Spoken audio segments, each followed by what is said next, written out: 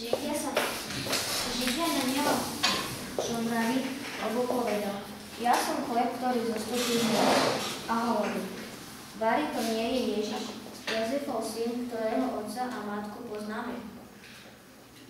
Ako teda hovoril: Zostúpil som z neba. Ježiš im povedal: Nešomrite medzi sebou.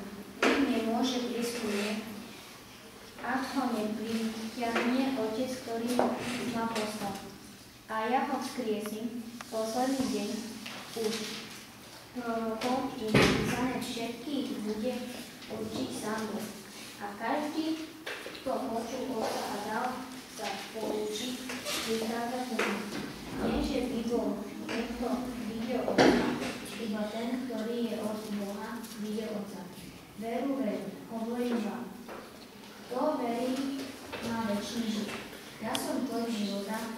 Vaši otcovia jedli na púšti mannu a pomreli. Toto je ten chlieb, ktorý zostupuje z neba, aby nezomrel nikto, kto bude z neho jesť. Ja som živý chlieb, ktorý zostúpil z neba. Kto bude jesť toho chlieba, bude žiť na veky.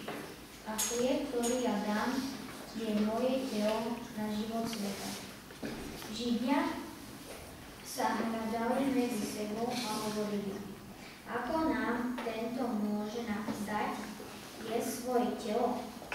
Ježiš im povedal: Veru, hovorím vám, ak nebudete jesť telo Syna človeka a piť jeho krv, nebudete mať v sebe život.